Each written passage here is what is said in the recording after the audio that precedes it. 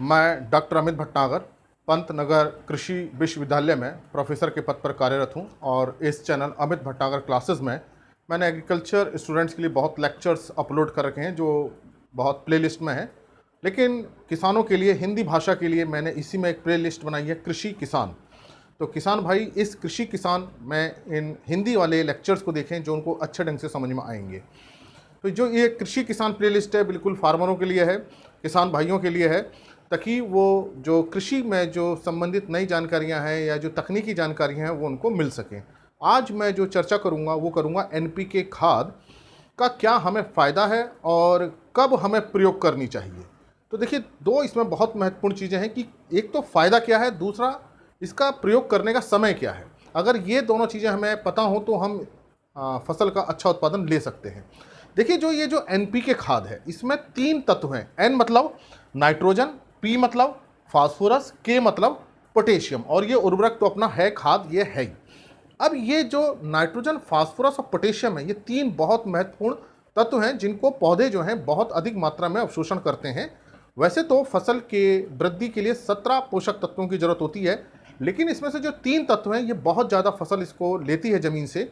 इस कारण से इन उर्वरकों को हमें ज़्यादा देना पड़ता है। जो दूसरे तत्व हैं, जिंक है, कॉपर है, आयरन है, उसके लिए हमें कम उर्वरक देने पड़ते हैं क्योंकि उनकी आवश्यकता कम है। तो इसका मतलब कि इन उर्वरकों का हमें ज़्यादा प्रयोग करना है, जिंक, कॉपर और मैग्नीज का इतना हमें उपयोग नहीं करना है। अब देखिए, जो नाइट्रोजन है वो यूरिया से भी मिलती है, और नाइट्रोजन का बहुत महत्वपूर्ण रोल ये है कि जो पौधे की लंबाई बढ़ती है, जो पत्तियाँ बनती हैं, और उसमें प्रकाश संश्लेषण के लिए जो क्लोरोफिल बनता है जो हरे रंग का होता है वो नाइट्रोजन से ही बनता है। अगर नाइट्रोजन की कमी होती है तो आप देखेंगे पत्तियां पीली पड़नी शुरू हो जाती हैं क्योंकि इसमें क्लोरोफिल नहीं बनता है। तो फूल आना, पत्तियां आना, पौधे की लंबाई बढ़ना, उसमें टिलर्स जो होती हैं वो आना, शाखाएं आना, ये सारा काम किसका है? नाइट्रोजन का है। और फास्फोरस का जो काम है वो है जड़ों की विकास करना ताकि पौधों उसका अवशोषण कर सकें। और जो पौधे के अंदर जो ताकत बनाता है जिसे हम एटीपी कहते हैं अंग्रेजी में, ये बनाने का काम कौन करता है? फास्फोरस करता है। पत्तियों के अंदर जो सूक्ष्म पदार्थ बने हैं, कुछ भी बना है, जो प्रकाश संश्लेषण से जो भी बने हैं, जो बीजों में ले जाने का काम कौन करता है? किसकी ताकत से जाते हैं? फास्फोरस की ताकत से। तो फास्फोरस भी इसलिए बहुत जरूरी है। अब पोटेशियम का क्या रोल है जिसको हम के बोलते हैं? देखिए, पोटेशियम ऐसा तत्व है जो पूरी तत्वों को एक काम में सहयोग करता है। प्रोटीन बनना है वो उसमें सहयोग करेगा, तेल बनना है उसमें सहयोग करेगा, कोई बसा बननी है उसमें सहयोग करेगा, पत्तियों का विकास होना उसमें सहयोग करेगा। एक जो वास्तव में जो पौधे के अंदर जो क्रियाएं होती हैं वो एंजाइम से होती हैं। जैसे हम खाना खाते हैं तो जो हम रोटी खाएं, दाल खाएं, चावल खाएं, उसको पचाने का काम कौन करता है? एंजाइम करते हैं। इसी तरह से पौधे के अंदर जो भी क्रियाएं हो रही हैं, चाहे नाइट्रोजन की हो, चाहे फास्फोरस की हो, प्रकाश संश्लेषण हो, चाहे उसमें कोई ग्लूकोज बन रहा हो या फ्रक्टोज बन रहा हो या उसमें कोई तेल बन रहा हो, वो सारे किससे निर्धारित होते हैं? एंजाइम से। और इन एंजाइम को जो क्रियाशीलता है इन एंजाइम की कौन बढ़ाता है? पोटेशियम बढ़ाता है। इसका मतलब अगर पोटेशियम देंगे तो नाइट्रोजन, फास्फोरस भी अपना काम अच्छा करेंगे। तो ये दूसरों के तत्वों के काम को अच्छा करता है। तो ये पोटेशियम का बहुत महत्वपूर्ण रोल है। तो अगर हम पोटेशियम को हटा दें तो नाइट्रोजन उतना अच्छा काम नहीं कर पाएगा, जो मतलब वृद्धि है, फल फूल पत्ती, वो नहीं हो पाएगा। फास्फोरस की जो जड़ों को बनाने का काम है, ये जो ताकत बनाने का काम है, फास्फोरस वो नहीं कर पाएगा। जो क्लोरोफिल बनता है वो अच्छा नहीं बन पाएगा, जो प्रोटीन बनती है वो भी अच्छी नहीं बन पाएंगी। इसका मतलब पोटेशियम इतना जरूरी तत्व है कि इसके बिना दूसरे जो पोषक तत्व अपना काम नहीं कर पाते हैं। तो पोटेशियम इसलिए बहुत महत्वपूर्ण है। अब इस खाद में तीनों ही हैं, जिसको देखिए एन, जिसको अंग्रेजी में एन लिख देते हैं, इसको पी लिख देते हैं, पोटेशियम। तो अगर हम एक खाद प्रयोग कर रहे हैं तो हमारे पास तीनों तत्व जा रहे हैं, तो बहुत ही अच्छी खाद है ये। अगर यूरिया देते हैं तो नाइट्रोजन जाता है, एमओपी देते हैं तो केवल पोटेशियम मिलता है, डाया जिसे डाई अमोनियम फास्फेट कहते हैं तो उससे केवल नाइट्रोजन, फास्फोरस मिलते हैं। अब ये एनपीके हम खाद देते हैं तो इसको तीनों ही तत्व मिलते हैं। तो एक खाद देने से 3 काम हमारे हो जाते हैं, पौधे को संपूर्ण पोषण एक तरह से मिल जाता है। तो ये इसलिए अगर बाजार में उपलब्ध हो, आपके पास उपलब्ध हो, तो एनपीके खाद का प्रयोग करना चाहिए, क्योंकि एक ही बार में ट्रिपल, जिसे हम कह सकते हैं ट्रिपल वर्क हो रहा है, 3 काम हो रहे हैं, नाइट्रोजन का भी, फास्फोरस का भी और पोटेशियम का भी। तो अब ये आपको समझ में आ गया होगा कि इसकी क्या उपयोगिता है। अब इसको उपयोग कब करना है? देखिए, इसको उपयोग करना है बुआई के समय। बुआई के समय आप जो कूण खोलते हैं, जहां बीज डालते हैं, या तो उसमें डालिए या उसके बगल में खोल करके दूसरी डाल दीजिए, और तो ये अच्छा काम करेगा। अगर आप खेत में बिखेर के डाल देते हैं तो वो चला तो जाएगा, लेकिन जो बीच में जहाँ फसल नहीं होती है, जहाँ खरपतवार होते हैं, घास होती है, वो उस खाद को ले लेंगे। तो इसलिए हमें ऐसा नहीं करना, बिखेर कर नहीं डालना जल्दीबाजी में, नहीं तो इसका जो है उपयोग हमारा कम हो जाएगा, फसल उतना नहीं ले पाएंगे, घास ज़्यादा ले लेगी। तो बुआई के समय डालना है, इस बात को ध्यान रखें। अब मान लीजिए आप भूल गए हैं डालना, तो क्या खड़ी फसल में डाल दें 15, 20, 25 दिन बाद? नहीं, एनपीके खाद को बुआई के बाद नहीं डालना है। उसका कारण क्या है कि जब हम डालेंगे, मान लीजिए हमने ये ज़मीन है और फसल खड़ी हुई है हमारी, मान लीजिए ये फसल खड़ी है और हमने ये खाद यहाँ डाल दी। अब ये खाद कहाँ होगी? ज़मीन के ऊपर ही पड़ी रह जाएगी, नीचे तो जाएगी नहीं। तो क्या होगा? जो नाइट्रोजन है वो तो चली जाएगी नीचे, लेकिन फास्फोरस और पोटेशियम यहीं रह जाएंगे, जिसे हम पी और के कहते हैं, वो ज़मीन के ऊपर रहेंगे, नाइट्रोजन तो नीचे आ जाएगी। तो हमें फास्फोरस और पोटेशियम नहीं मिल पाएगा। देखिए, फास्फोरस पोटेशियम ऐसे तत्व हैं जो जहाँ डालो वहीं पड़े रहते हैं।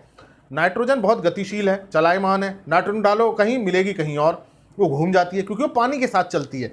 ये दोनों तत्व पानी के साथ उतना नहीं चलते, ज़मीन में जाके एक जगह बैठ जाते हैं, ज़मीन के साथ कुछ रासायनिक क्रियाएं कर लेते हैं, अघुलनशील हो जाते हैं, वहाँ बैठ जाते हैं।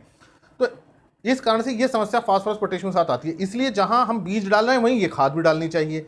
अगर ऊपर से डालेंगे तो हमें इसका लाभ नहीं मिलेगा। तो ये खाद आपको ऊपर से नहीं डालनी है, खड़ी फसल नहीं डालनी है, बुआई के समय डालनी है। अब डालनी कितनी है देखिए, अब इसका हम देखते हैं कि इसमें कितनी खाद है, कितना इसमें नाइट्रोजन है, कितना फास्फोरस है, कितना पोटेशियम है। तो देखिए, जो बहुत मिलता है बाजार में, वो मिलता है 12, 32, 16। 12, 32, 16 का मतलब ये है कि अगर आप 100 किलोग्राम ये खाद डालेंगे, 100 किलोग्राम अगर ये डालते हैं ये खाद, तो 32 किलोग्राम तो मिले, 12 किलोग्राम तो नाइट्रोजन मिल जाएगा 100 किलोग्राम डालने से।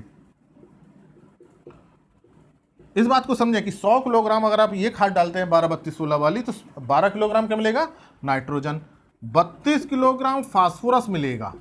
जो दूसरा तत्व है ये इसी क्रम में होते हैं। किलोग्राम फास्फोरस मिलेगा, जिसको हम लिखते हैं अंग्रेजी में P2O5। तो आपको अंग्रेजी वाला नहीं समझना है तो मैंने बता दिया है। और 16 किलोग्राम क्या मिलेगा?